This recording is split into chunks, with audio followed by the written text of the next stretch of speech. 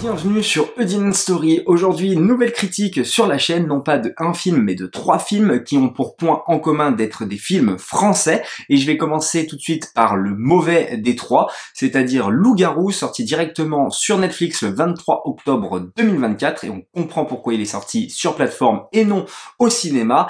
C'est un film vraiment mauvais. De quoi va-t-il parler? On va suivre une famille qui, après avoir découvert un mystérieux jeu de cartes, va se retrouver dans un village au Moyen-Âge et doit chaque nuit affronter de dangereux loups-garous. Vous l'aurez compris, c'est l'adaptation du jeu société Loup-garou, et le rapport évident que vous allez vous faire avec ce film, c'est le film de l'époque Jumanji avec Robin Williams, qui lui aussi mettait en scène un jeu de société où Robin Williams se retrouvait bloqué dedans, et évidemment il fallait terminer la partie pour pouvoir s'en sortir, et là c'est exactement la même chose. Ils vont devoir tout simplement trouver tous les loups-garous pour pouvoir tout simplement rentrer chez eux, c'est-à-dire retrouver la civilisation actuelle. Et le film, malheureusement, est complètement raté, là où il aurait pu être tout aussi réussi justement que Jumanji par son côté comédie, qu'il aborde, et aussi par son côté fantasy fantastique et retransmission de films d'époque. Ça aurait pu être vraiment bien, mais tout est raté. Tout est raté de par déjà la mise en scène qui est plate, qui est une mise en scène des plus banales. Il n'y a aucun plan que l'on retient, c'est vraiment plan-plan. En plus de ça, que ce soit costumes et décors, non pas qu'ils sont mal faits, c'est classique on va dire, mais c'est très très limité quoi. Les costumes sont vraiment très limité, et les décors se limitent aussi à une auberge et puis 3 plans dans un village, c'est vraiment très cantonné, et c'est dommage parce qu'on aurait pu développer un peu plus. Je vous parle même pas des loups-garous qui sont vraiment hideux par moment. Mais bon, fallait pas s'attendre à plus étant donné qu'on est sur Netflix tout simplement. Le réalisateur, c'est François Uzan, qui a déjà travaillé avec Netflix puisqu'il a scénarisé la série Lupin, que je n'ai pas vue personnellement, mais je sais qu'elle est plutôt bien appréciée, donc on pouvait s'attendre à quand même quelque chose de qualité. Mais malheureusement, je trouve que justement ce rapport personnage qui vit dans notre vie à nous et qui se retrouve au Moyen-Âge est vraiment pas mis en avant, ou vraiment maladroitement, et on aurait pu avoir des scènes marrantes et des contradictions assez cool, mais tout tombe à plat. Enfin, je veux dire, quand il y a Franck Dubosc, d'ailleurs c'est pour ça que j'ai regardé le film, parce que j'aime bien Franck Dubosc, quand il y a Franck Dubosc qui chante Allumer le feu pour s'en sortir, enfin voilà, quand ça part dans des délires comme ça, tu sens déjà que le film s'est perdu quelque part, et je trouve ça vraiment malheureux. Je trouve que ça aurait pu être très très bien. Il est accompagné de Jean Reno qui commence à se faire vieux et qui lui aussi va jouer un vieux papy qui là pour le coup va retrouver la mémoire. Donc il y a tout un schmilblick aussi là-dessus, mais qui reste très en retrait. Et ensuite il y a tout simplement la femme de Franck Dubosc dans le film, qui est jouée par Suzanne Clément, qui là aussi va avoir un discours très limité et très pauvre. Alors non pas que son discours n'est pas bien, je l'entends, donc notamment sur la place de la femme à l'époque au Moyen-Âge, etc. Mais c'est tellement forcé, tiré par les cheveux, on n'a pas forcément envie de voir ça, justement, on a envie d'être déconnecté de notre société actuelle, et donc il y a vraiment des choses forcées, et tu te demandes qu'est-ce que ça vient foutre là, quoi. Et c'est dommage, parce que je pense qu'il y avait matière à faire un petit peu plus, un peu mieux, que ce soit dans la comédie, ou encore une fois dans le fantastique, quoi.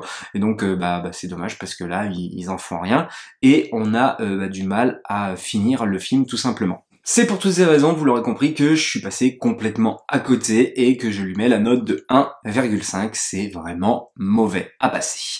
J'enchaîne avec la comédie, cette fois-ci non potage justement, mais fait avec plein de sincérité, et c'est ce qui en fait sa force d'ailleurs. Un petit truc en plus de Artus, sorti au 1er mai 2024, oui je sais, j'ai énormément de retard, qui fut un succès phénoménal, et je comprends totalement pourquoi. De quoi va nous parler le film? On va suivre un père et son fils qui, pour s'échapper à la police en cavale, sont contraints de trouver refuge dans une colonie de vacances pour jeunes adultes en situation de handicap. Se faisant passer pour un pensionnaire et son éducateur spécialisé, le début des emmerdes et d'une formidable expérience humaine qui va les changer à jamais. On va retrouver au casting notamment Artus, Alice Balaidi, Marc Rizzo et Clovis Cornillac qui va jouer justement le père de Artus. Et en fait, déjà, on a été surpris avec ma copine du scénario parce que on pensait justement que c'était seulement des éducateurs, on n'avait pas tout le background derrière, tout ça, que en fait c'était des voyous en fuite, etc. Et donc j'ai trouvé ça vraiment pas mal. Déjà, le scénario de départ, c'est plutôt original, mais surtout on sent, bah voilà, Artus c'est son gagne-pain, ça a toujours été ses spectacles, mais pour le coup ça a toujours été fait avec beaucoup de sincérité, beaucoup d'amour envers ces personnes-là, et c'est pour ça que c'est génial. Et là on sent tout l'amour justement à travers ce film, toute cette sincérité, et en plus on rit. Qu'est-ce qu'on rigole, franchement c'est vraiment marrant, et on s'attache à ces personnages, et notamment encore une fois à Clovis Cornillac qui est très très fort, je trouve, moi pour le coup, qui vraiment est vraiment le bandit de bas étage qu'on ne peut pas sauver, enfin voilà, et qui au fur et à mesure va s'attacher à l'une de ces personnes handicapées, et bah, finalement va retourner sa veste jusqu'à la dernière scène de fin qui est vraiment, je trouve, touchante et poignante. Je n'ai pas grand chose à dire, si vous voulez, de la mise en scène, parce que ça reste un film de comédie et donc c'est quand même vachement plan-plan,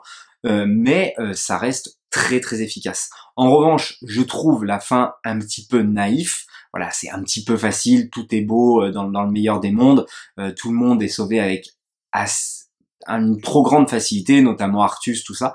Mais en attendant, c'est vraiment, je trouve, très bien trouvé, et voilà, on s'attache à tous ces personnages, on s'attache à tous ces handicapés, et donc franchement c'est génial quoi d'avoir fait un film comme ça, et je comprends que bah ça marche à fond quoi. Alors je ne serai pas aussi dithyrambique au niveau justement de ma note finale, voilà, je le dis tout de suite, c'est du 3,5. Je trouve que voilà, il y a un petit peu trop de facilité à la fin, justement trop, ça, tout veut être trop beau. Des fois, c'est dommage. Il aurait fallu faire un pas en arrière et peut-être justement condamner Artus comme a été condamné son père, et plus tard le faire sortir. En fait, ils sont là pour l'accueillir tout simplement. Là, ça aurait été peut-être un peu mieux. Mais là, je trouve que tout est un petit peu exagéré. Mais pour le reste, franchement, c'est très bien écrit. Et oui, on s'attache à ces personnages, on rigole, on passe vraiment un bon moment. Et de toute façon, voilà, comme je disais, ça a toujours été le gagne-pain de Artus, mais ça a toujours été fait avec sincérité. Et donc, je comprends totalement le phénomène que ça a été. Et je le comprends bien plus aujourd'hui que, bon, alors pour le moment on n'a pas beaucoup de recul, mais que un Bienvenue chez Ch'ti, etc., qui a eu un énorme public, mais finalement quand tu le revois, bon c'est drôle une fois, et après bon tu voilà. Alors que là, je pense que vraiment il y a matière quand même à revoir ce film qui est vraiment d'une grande qualité, et fait avec sincérité. Donc pour ça, chapeau à ce dernier. Voilà, donc je lui mets la note de 3,5, en sachant que c'est réalisé par Artus aussi. Et pour finir, je vais finir avec là un film qui est à la limite du chef-d'œuvre. C'est L'amour ouf, sorti le 16 octobre 2024. Là pour le coup j'ai du retard, mais c'est un peu plus récent déjà. C'est un film de Gilles Lelouch. Il me semble que c'est son deuxième film. Il avait fait Le Grand Bain avant. Et oh là là, mais alors comment réussir un film d'amour de 3 heures et de le faire tenir en haleine de cette manière-là, c'est juste exceptionnel. Le mec, il s'est fait mais plaisir, que ce soit au niveau des mouvements de caméra, le film. En fait, ce qui est dingue avec ce film, c'est que pour moi, les Français n'ont jamais filmé un film d'amour de cette manière-là. C'est-à-dire que le film est tout le temps en mouvement, mais c'est un truc de dingue. Alors ça pourrait en décompenser certains, mais il y a toujours des idées de mouvement de caméra, de placer une caméra d'une certaine manière, et ça c'est, alors juste pour ça déjà, juste pour la mise en scène, c'est dingue. La photographie est magnifique, notamment avec ces scènes, avec les éclipses, cette couleur bleu foncé, rouge foncé, qui se dégage du film. Ça c'est déjà d'une beauté mais exceptionnelle. Donc déjà la réalisation est top, la photographie est magnifique, la musique années 80-90, ça marche très très bien, et en plus le tout enveloppé par des dialogues à l'ancienne, je veux dire, c'est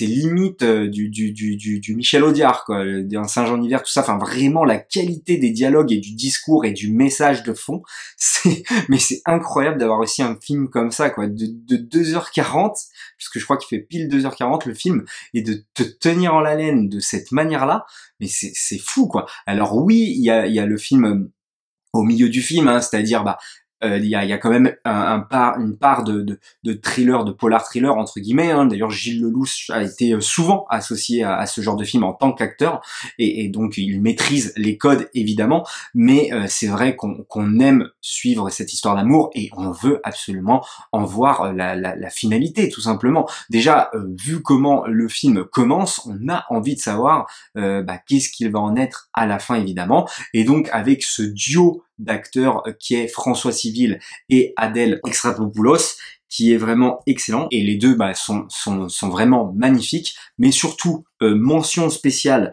aux deux jeunes acteurs qui font je pense la moitié du film, voire plus, hein, ils font bien 1h30 de film, donc c'est-à-dire à Mallory Wanek et à Malik Frika. Alors Malik Frika, mais alors c'est incroyable la qualité de son jeu d'acteur, et donc j'adore comment il filme justement cette histoire d'amour naissante.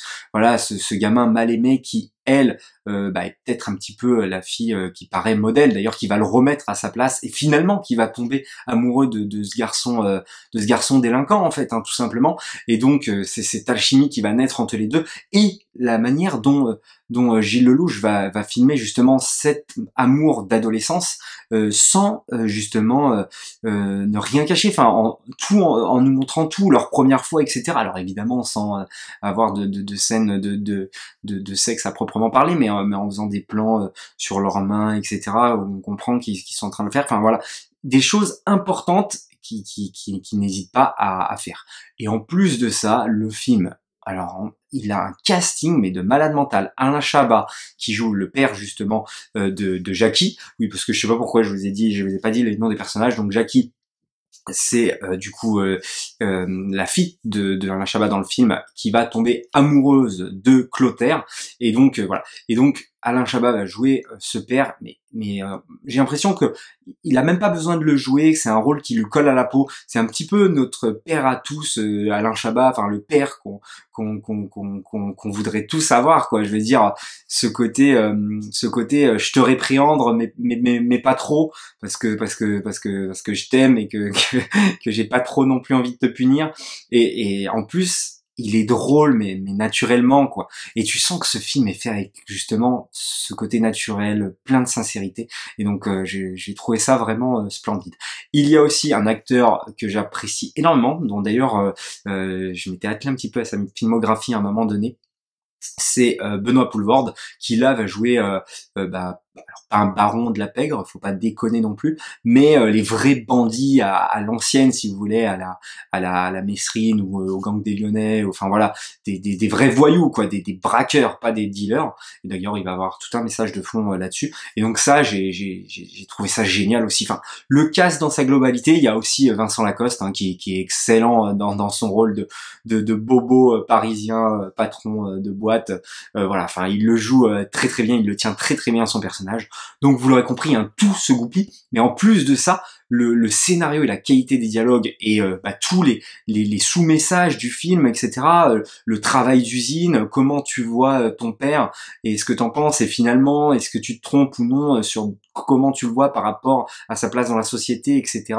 En fait, qu'est-ce qui compte le plus, ce qui se passe au foyer ou dans ton boulot, etc. Enfin, il y a plein de sous-sujets vraiment incroyable. Le fait de se faire prendre 12 ans de sa vie alors que t'as rien fait, de finir en prison pour rien, et de sortir et finalement de ne pas retrouver l'amour que t'as perdu. Enfin voilà, il y a plein de sujets abordés. Il y a aussi énormément d'éléments scénaristiques mis en place qui vont aboutir à quelque chose, soit à la fin du film, mais pas que, notamment par exemple quelque chose de très pertinent que d'ailleurs je n'avais pas souligné, mais que ma copine m'a souligné, donc je suis dans le spoiler, hein, attention, quand justement la première fois que Clotaire dit à Jackie qu'il va l'appeler, il lui dit je vais te faire sonner 2 fois, comme ça tu sauras que c'est moi.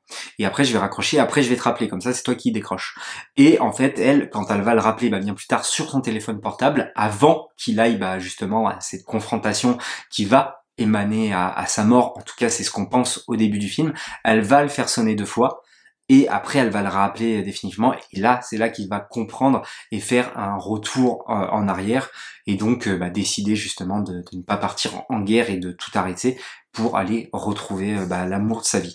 Il y a quelque chose aussi qui est génial avec ce film, c'est qu'il évite le maximum de clichés. Là on croit que le début, alors ça peut être mal vu et mal interprété parce que vous allez dire c'est une facilité scénaristique, mais finalement c'est très bien fait. D'ailleurs j'ai hâte d'entendre le commentaire audio de pourquoi il a voulu absolument mettre cette scène où on te fait croire que François Civil est mort, enfin que Clotaire est mort, alors que c'est pas du tout le cas. C'est très intéressant de ce que ça va amener à la fin, cette tension, enfin de savoir si oui ou non ils ont réussi à se mettre ensemble. Mais aussi il va les déjouer d'une autre manière, c'est-à-dire que on s'attend tous à ce que Clotaire vienne sauver entre guillemets Jackie quand elle est dans cette cabine téléphonique en train de se faire agresser par son ex-compagnon, donc par Vincent Lacoste dans le film. Et non, en fait c'est elle qui va lui casser la gueule quoi. Et c'est génialissime. Et puis alors je vous explique même pas le discours de fin avec le patron.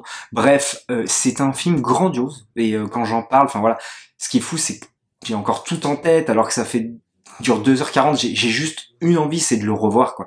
Et c'est vraiment un film grandiose qui mérite vraiment son public, parce que je crois que le film marche et surtout il est ovationné, et pour moi ça c'est tant mieux, parce que franchement c'est mérité. Et voilà, le casting est bien choisi, la musique est bien choisie, la photographie est incroyable, Gilles Lelouch mais il nous fait des mouvements de caméra, tout, enfin il se fait plaisir, il la pose, attention par moment quand même, mais moi personnellement je n'ai jamais vu de film d'amour filmé de cette manière-là. Donc pour ça, vraiment bravo. C'est pour toutes ces raisons que je lui mets la note de 4,5, tout comme Le Comte de Monte Cristo et Furiosa. Vous l'aurez compris, pour le moment j'ai pas mis de 5, mais c'est très très rare, de toute façon je le fais plutôt plus tard, mais ouais. Voilà, je trouve que ce film est grandiose tout simplement. Voilà, j'espère que ces 3 critiques vous auront plu. Vous l'aurez compris, le cinéma français dans sa globalité quand même se porte très bien, parce que quand on a 2 films de 3 heures de cette qualité-là, c'est quand même assez incroyable. Et même quand on a des films faits avec une grande sincérité comme le film de Artus, un petit truc en plus, franchement ça fait vraiment plaisir. N'hésitez pas à me dire vous, qu'est-ce que vous avez vu comme film français que vous me conseillerez, parce que c'est vrai que c'est un cinéma où je n'ai pas tendance à courir derrière, mais là c'est vrai que les films sont tellement de qualité que ça me donne envie de me pencher un petit peu plus sur ce qui est sorti en 2024. Et puis n'hésitez pas à me dire si vous êtes d'accord ou non avec mes critiques. Ça se trouve vous avez adoré Le Loup-Garou, voilà, chef-d'œuvre ultime de Netflix, voilà. Donc n'hésitez pas à me faire part de vos avis dans les commentaires. Et puis nous, comme d'habitude, on se dit à la prochaine. Likez, partagez et abonnez-vous, commentez, et à la prochaine pour une prochaine histoire.